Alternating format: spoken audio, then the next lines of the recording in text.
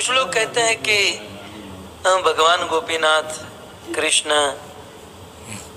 धर्म की स्थापना करने के लिए आते हैं। यदि भगवान धर्म की स्थापना करने के लिए आते तो भगवान धर्म की स्थापना कितनी करते हैं?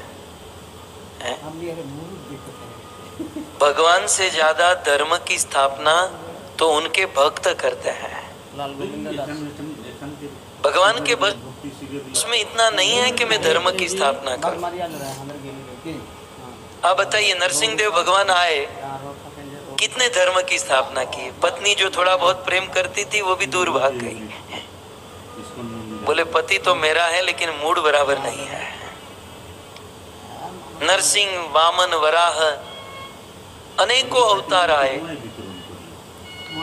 लेकिन भगवान उतने लोगों को धर्म की ओर नहीं मोड़ पाए।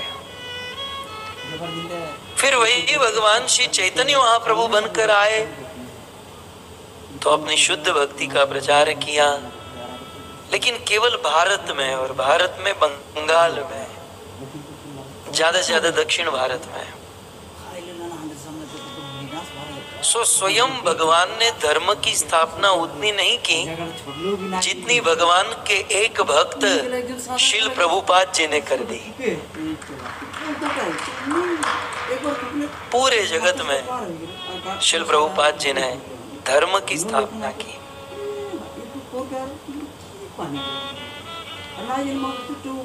न तो धर्म की स्थापना करना भगवान का उद्देश्य है, या फिर न तो भगवान आते हैं दुष्टों का विनाश करने के लिए। कुछ लोग कहते हैं पृथ्वी का भार दूर करने के लिए आते हैं। कुछ लोग कहते हैं भगवान आते ही नहीं। केचित आहु अजम जातम, भगवान का जन्म होता ही नहीं है। तब हमारे ब्रह्म मत्व गौड़ीय धारा के आचार्य ठाकुर भक्ति विनोद गोपीनाथ जी का स्मरण करते हुए कहते हैं, गोपीनाथ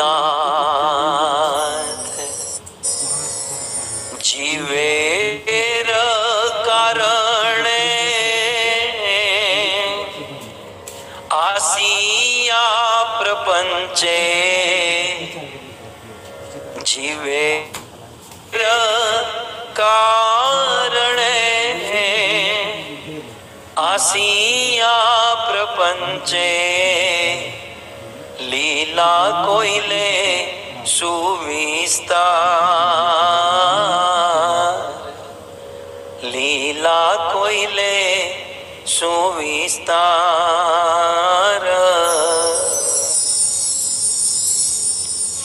गोपीनाथ, हे कृष्ण, हे गोपियों के नाथ, आप इस धरती पर आते हो, इसका एक ही कारण है, और वह कारण है जीवेर कारण है। आप इस संसार में दुखी जीवों के लिए प्रकट होते हो। जीवेर कारणे आसिया प्रपंचे, संसार के दुखी दग्ध जीवों के लिए आप इस प्रपंच में, इस भौतिक जगत में प्रकट होते हो। और इस भौतिक जगत में प्रकट होकर गोपीनाथ आप सुंदर सुंदर लीला करते हो। गोपीनाथ जीवेर कारणे आसिया प्रपंचे, लीला कोइले सुविस्तार। हम जीवों के लिए आप लीला करते हो।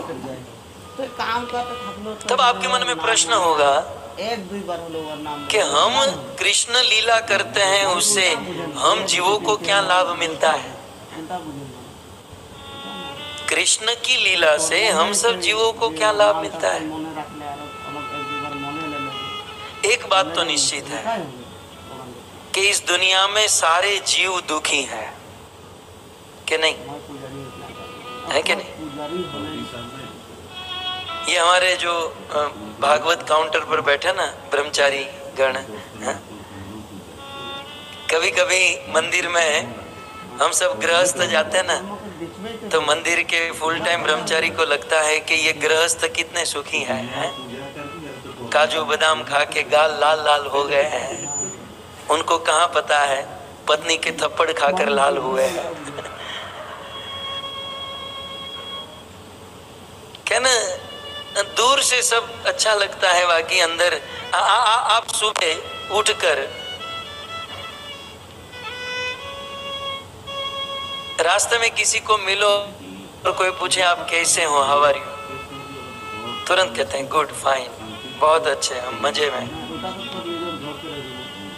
लेकिन 5 मिनट उस बंदे के साथ खड़े रहो, तब उनका सारा दुख बाहर आएगा। यार मैं तो परेशान हो गया हूँ। तात्पर्य यह है कि इस दुनिया में प्रायः सब लोग दुखी हैं। भारत वाले सोचते हैं कि ऑस्ट्रेलिया जाएंगे तो सुखी हो जाएंगे। आधे लोग भारत से आए, ले लो लियो, आए हैं ना ऑस्ट्रेलिया से। ऑस्ट्रेलिया वाले सोचते हैं यूरोप जाएंगे सुखी हो जाएंगे, यूरोप वाले सोचते हैं अमेरिका जाएंगे सुखी। अमेरिका वाले भी शांति नहीं है, वो सोचते हैं मंगल में जाएंगे ना तो सुखी हो जाएंगे। वो मंगल के प्लान में है। मतलब यहाँ सब लोग दुखी है। कोई तन दुखी, कोई मन दुखी, कोई शरीर से दुखी है, कोई मन से दुखी। अब ये लोग ये कह रहे थे ना प्रभु जी, अमेरिका में हर तीन लोगों में ना, हर 3 लोगों में एक साइक्रेटिस्ट के पास जाते हैं। मतलब हम अमेरिका में 4 रहते हैं, उनमें से मतलब हम 4 में से 1 तो हो गए ना। मैं ये सोच रहा था, इसे तो सीधा हम पर ही कह दिया पूरा। बिल्कुल खिला पिला कर इज्जत निकाल दी हमारी। इडली सांबार साउथ इंडियन खिलाकर।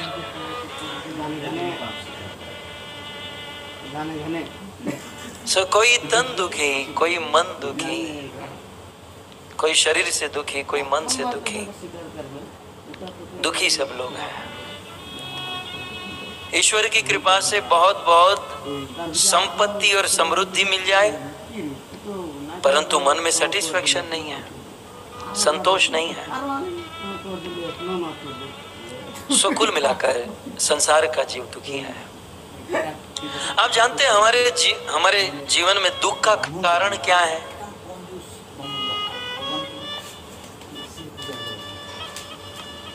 हम लोग दुखी क्यों हैं? श्रीमद् भागवत जी में कहा गया, अस्मिन् भवे, इस संसार में सर्व जनः क्लिश्यमाणा नाम। इस संसार में सब लोग दुखी हैं। और दुख का कारण क्या है? अविद्या काम कर्म भी। भवेस्मिन् क्लिश्यमाणा नाम अविद्या काम कर्म भी।